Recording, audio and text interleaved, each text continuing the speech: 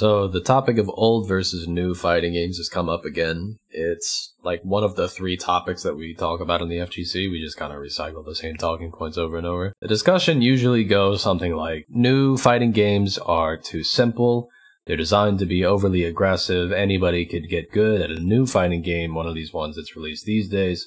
Whereas back in my day, these games were genuinely very challenging, and it was a real struggle and a real slog, and only a select few people could climb their way to the very top, right? First, I think we could acknowledge that the games have been designed to be easier over time. If you go and you try to play the first Street Fighter, not Street Fighter 2, but Street Fighter 1, the inputs for doing any of your special moves are very, very strict, and it's very obvious that they tried to make special moves a lot easier to do from there on out. In the jump from Street Fighter 4 to 5, they added an input buffer to the different links that you would have to do in the middle of your combos to make those links much easier to do. It was like a 2-frame buffer, so 1-frame links that you would have to do in your combos. Now the hardest links became 3-frame links, right? Much easier to do. Persona 4 Arena was one of the first games to have auto combos in it.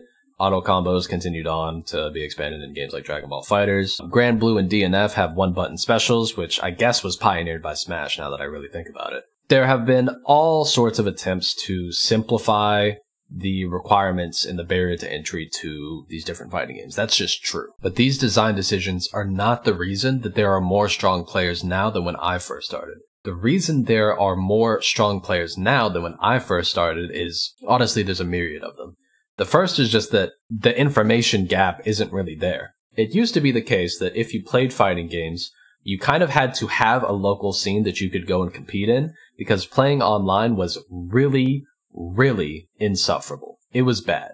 So you would have to go to like an in-person locals to be able to find competition, and you had to just sort of trust that there were people in your city that were roughly as strong as you or stronger than you that you could learn from, right? And in terms of online resources, the landscape has just totally evolved. Today, if I'm a Guilty Gear player and I want to learn about my character, I can go to Dustloop and I'll find a wiki page, and that wiki for Strive will teach me everything I need to know about the controls, the system mechanics. It'll show me all of my buttons, the frame data for all of my buttons. It'll describe game plans. Sometimes it'll describe combos and routes that you could do. There's so much information that is just readily, immediately available to you. When I first started in 2009, Dustloop was not a wiki.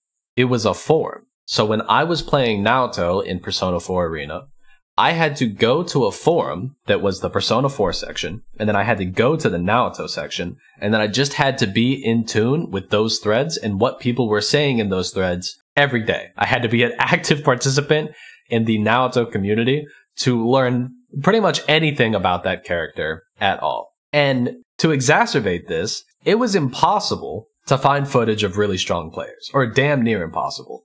You would get footage from majors here and there, but footage from like overseas in Japan, who frequently at this time would get games a lot sooner than we did, and we wanted to be able to study their tapes. Footage out of Japan was terrible. It looked awful, comically so, to the point where people in NA started to fly over and started to teach people how to do better broadcasting, right? And frankly, America wasn't that far ahead of the curve either. When I first started in like 2009, 2010, 2011, that like time range, YouTube was still relatively new. YouTube had only launched in 2005, so it had been around for like 5-ish years. And Twitch was brand new. So the idea of streaming over the internet was still like entering people's consciousness. They didn't really know that that was something that was possible yet. Twitch sort of brought that to people's attention. And we were still learning how to navigate all of those things. We were like, okay, well now we have to find hotel venues that have like good enough internet, and we have to be able to record these VODs, and we have to post them somewhere. And how do we post these things in a way that attract people's attention? And frankly, those are still things that we're learning how to do today. But video quality was really bad at the time for a myriad of reasons. So you didn't have wikis, you didn't have footage and VODs that you could review, you didn't have YouTube content that was like breaking down the game and teaching you how to do things. All you had was forums, the people that you immediately knew around you, and fucking, what, like a Prima strategy guide? Like, what else is there? And so those select few that were able to climb up to the top were people who were from regions where they could get frequent matches, and they could talk to people and explore the game and dive deep and learn more. because the more people you have on your team, effectively, the stronger that you're all collectively able to become. So the regions that became really, really strong are like New York, California, Japan, just because they have really good like train systems. And so even if things get hosted in one city or another, they're able to sort of locate to wherever they need to be a little bit easier than we are in the US. The US is also just very spread out.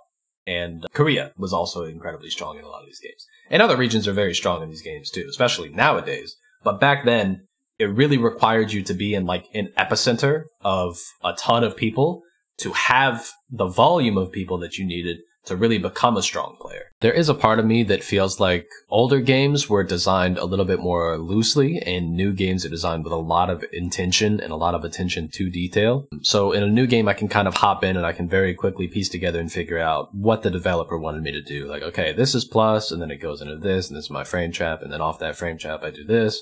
I get my knockdown, I go for Oki, okay, this is my Oki tool. It's all very logical. It all flows together, right? Whereas older games felt like, hey, we gave this character these moves and it's up to you to kind of figure out what to do with it. It's very difficult for me to be able to tell if that's real or if that's just my experience having gotten better over time. So it's a lot more obvious to me what the intention is. But yeah, I'm really not sure there. But there are just so many reduced barriers to entry these days. Like, it used to be the case that if you had some really, really strong tech, people would tell you to save it for a major, right? Just don't share it. Don't talk about it. Don't use it online.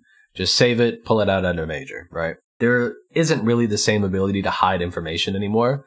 Most of these games nowadays, you can just go into the game and watch somebody's replays, whether they consented to it or not. You can just watch their gameplay and you can take notes on how they're playing, right? And there's also just so much information being disseminated that, like, even if you found something, like, somebody else is going to find it as well, right? Online play is so much better. You don't need to live somewhere fantastic to be able to find matches online anymore. You can just get that. Tutorials in games have also gotten a lot better over time. Peripherals have gotten so much better. You know, you used to just have an arcade stick because you were playing on an arcade cabinet. Now you can play with a pad, you can play on a box, you could play with some other controller that you've made. Even if you're like a disabled person, like, there are so many different peripherals to be able to accommodate you and be able to get you to be able to play the game. So now we've moved out of this world where it's like, okay, I know more people than you, so we gather more knowledge than you. So now all of our players are better than yours, and we have better knowledge than you, right? It was sort of cyclical in that way. And now it's, you know, we all have all of the knowledge at our fingertips. What do we do from here? What does skill expression mean from here? One kind of consequence of this that I don't know if people think about it enough, but it means that weaker characters get a little bit less shine. Because it used to be the case that there was like a kind of an automatic balancing mechanism where if you played a really, really strong character, then you were playing a really strong character. However, most people would know about the stuff that you were doing because a strong character is a popular character and a strong character is a problem creator. So all of the different problem solvers in the community have solved those problems. When you are playing sort of a rogue character, a lower tier character, a character that's not very popular, you know, if I pull out like El Fuerte in bracket and none of the 6 people in your city play El Fuerte, like, you're fucked. Like, you have no idea what's going on. You're gonna get cooked. There's no recourse for you. So I do feel like that is a little bit of a negative, but at the same time, we live in like an age of patches. We used to just have to buy an entirely new version of the game to get any update at all. You just buy an entirely new game to get any patch. It was insane. Oh, man. I think part of this frustration is people who have been in the community for a long time are frustrated with games evolving past what they originally came to them for and liked them for. So a problem that we've kind of been seeing is that developers are very attached to these IPs and they want to experiment with these IPs, and I think they're totally valid to do that. But it does sometimes come at the cost of the people that already like those things. So, like, I think this is just me speaking anecdotally from my point of view. If Strive was not a Guilty Gear game, I would probably be more into it. However, Strive, for me, is just such a far cry from what I consider to be a Guilty Gear game that I don't enjoy it as much as I maybe could. I think there are people who are playing Tekken 8 right now who are frustrated that it doesn't live up to their expectations of what Tekken is. I think there were probably people in the transition from 5 to 6, for Street Fighter who were frustrated with the same thing.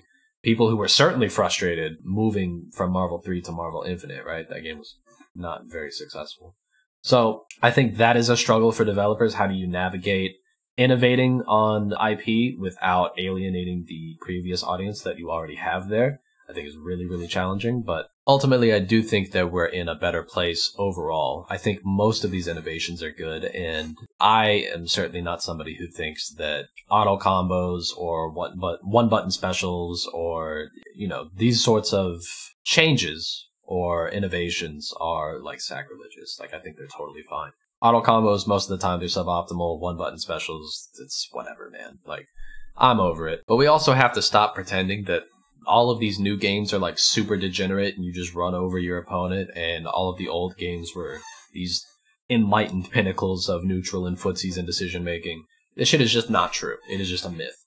Any game that is optimized to its endpoint is bullshit.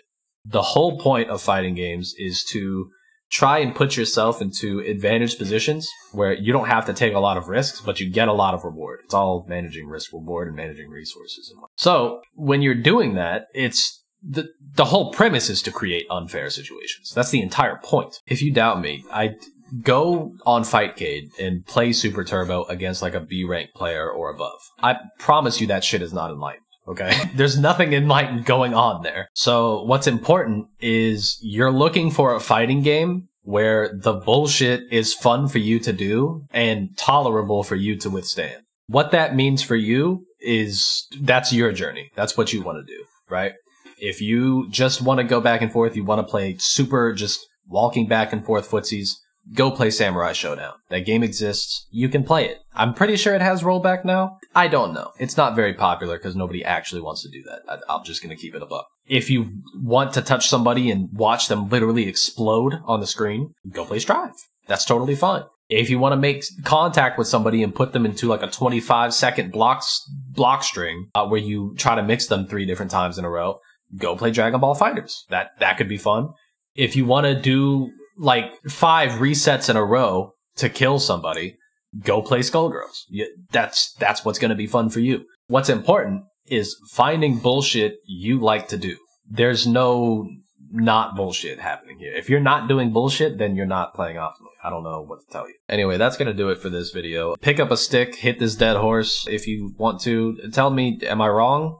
I don't care. I'll talk to y'all in the next. Peace.